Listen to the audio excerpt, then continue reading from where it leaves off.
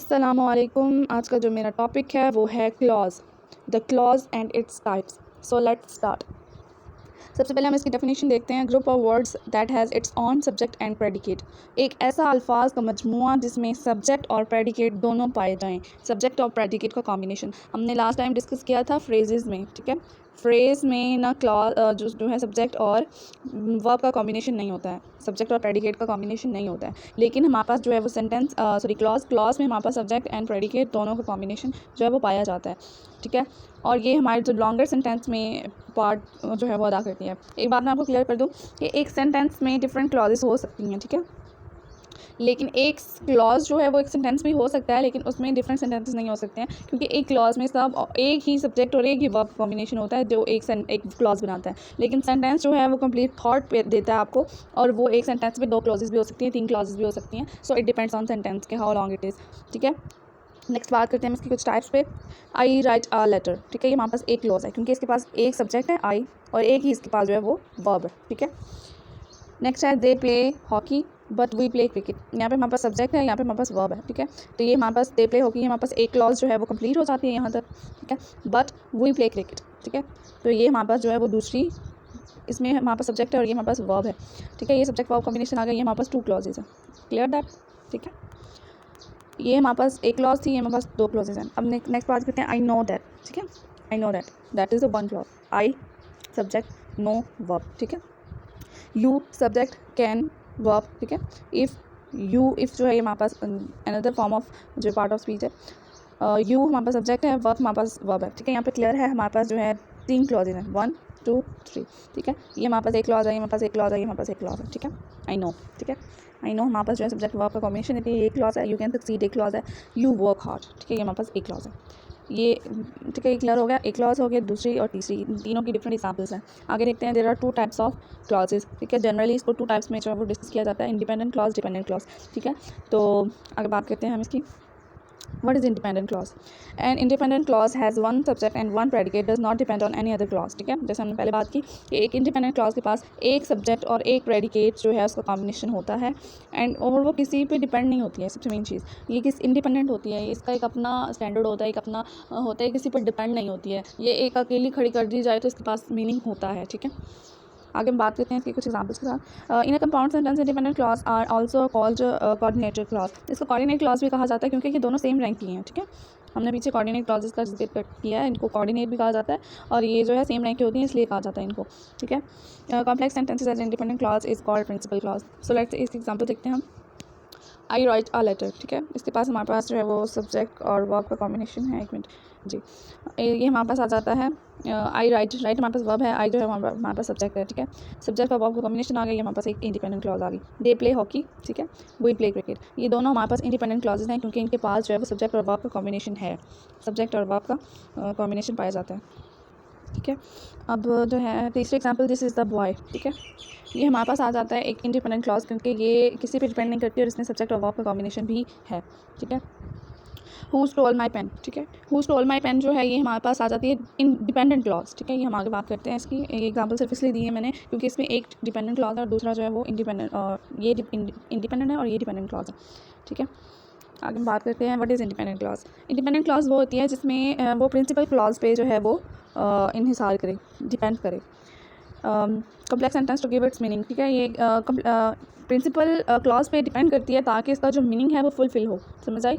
अगर हम इसको लॉन्ग स्टैंड करवा देना तो इसका मीनिंग तो बन रहा होता है, लेकिन इसका वो नहीं बन रहा होता, मतलब ये डिपेंड होती है, कोई इसका खास पता नहीं चल रहा होता ये किसके बारे में बता रही होती है। लाइक पीछे हमने एग्जांपल दी, हु स्टोल माई पेन, ठीक है। तो हु स्टोल, ठीक है, वो तो हमारे पास पिछली जो डिपेंडेंट क्लॉज है, दिस इज़ अ बॉय, तो वो उस लड़के के बारे में बताया, तो ये जो क्लॉज है वो उस पर डिपेंड कर रही है, ठीक है। ये इंडिपेंडेंट क्लॉज पे जो है वो डिपेंड कर रही है, जो प्रिंसिपल क्लॉज है। A dependent clause is also called subordinate clause. इसको सबऑर्डिनेट क्लॉज भी कहा जाता है, विच इज़ नॉर्मली हमें बताइए कि उसको सबऑर्डिनेट क्लॉज भी कहा जाता है।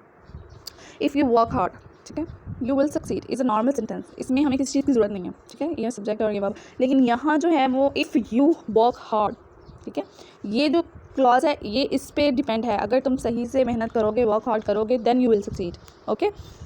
दिस इज़ द बॉय के हमारे पास मैंने इस बात की इंडिपेंडेंट क्लॉज है, लेकिन हु स्टोल माई पेन, ठीक है।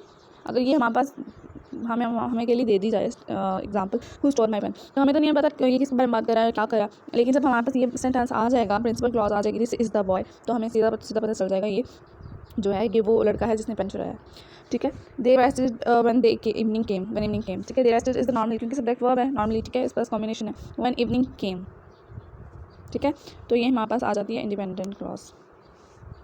बात करते हैं काइंड्स ऑफ डिपेंडेंट क्लॉजेस की। ठीक है, डिपेंडेंट क्लॉजेस की 3 काइंड्स हैं, noun clause, adjective clause and adverbial clause. ठीक है, सबसे पहले बात करते हैं नाउन क्लॉज क्या होता है। Noun clause is a group of words with the subject and predicate, अल्फाज का मजमूआ जो कि सब्जेक्ट और प्रेडिकेट जिसमें हो, which does the work of a noun in a complex और मल्टीपल सेंटेंस। याद रखिएगा, हम किसी चीज़ को पार्ट्स ऑफ स्पीच की क्वालिटी, जैसे हमने बात की थी, नाउन फ्रेज क्या होता है, एडवर्ब फ्रेज क्या होता है, एडजेक्टिव फ्रेज क्या होता है, तो वो कुछ वर्ड्स ऐसे होते हैं जो कि नाउन तो होते नहीं है लेकिन नाउन को हेल्प कर रहे होते हैं, एज अ नाउन वो सेंटेंस में जो है परफॉर्म कर रहे होते हैं। ठीक है, जैसे कि हमारे पास था प्रोफेसर ऑफ कॉलेज। ठीक है, ऑफ हमें पता है different kind of parts of speech है, लेकिन वो जो है नाउन को हेल्प कर रहा था, नाउन को मॉडिफाई कर रहा था, पूरा जो फ्रेज है वो नाउन को बना रहा था, लेकिन वो कंप्लीट सेंस नहीं बना रहा था, दैट्स वाई हमने उसको फ्रेज कहा।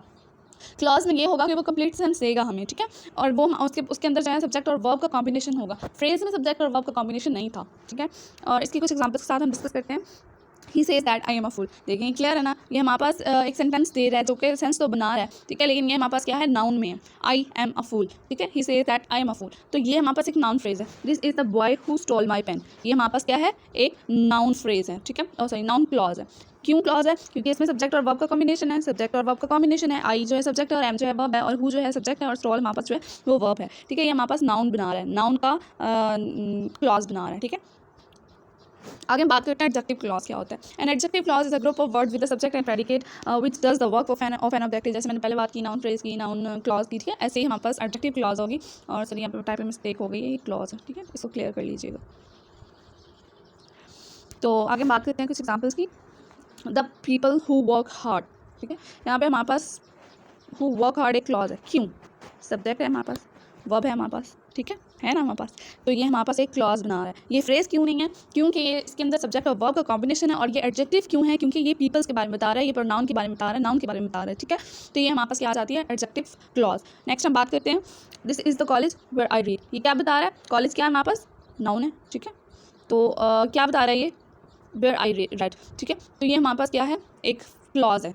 ठीक है, जहाँ पे हमारे पास सब्जेक्ट आ जाता है आई और वर्ब आ जाता है। ठीक है, ये हमारे पास एक क्लॉज है, सब्जेक्ट और वर्ब का कॉम्बिनेशन है ना इसमें, तो that is a clause. Which clause, adjective clause. अब हम बात करते हैं, this is the house which Ali built last year. ठीक है, यहाँ पे हमारे पास जो है ये हमारे पास जो है अली ने क्या बिल्ड किया था। ठीक है, तो ये हमारे पास क्या आ जाता है, दिस इज़ द हाउस, तो ये हमारे पास जो है वो फ्रेज़ है। ठीक है, एडजेक्टिव क्लॉज, सॉरी फ्रेज़ की बोल रही हूँ, क्लॉज, क्योंकि ये सब्जेक्ट और वर्ब का कॉम्बिनेशन है इसमें। ठीक है, सब्जेक्ट और वर्ब का कॉम्बिनेशन है इसमें। अब हम बात करते हैं एडवर्ब क्लॉज क्या होता है। An adverb clause is a group of word with the subject and a predicate which does the work of an adverb in a complex और मल्टीपल सेंटेंस। एग्जाम्पल्स देखते हैं इसकी।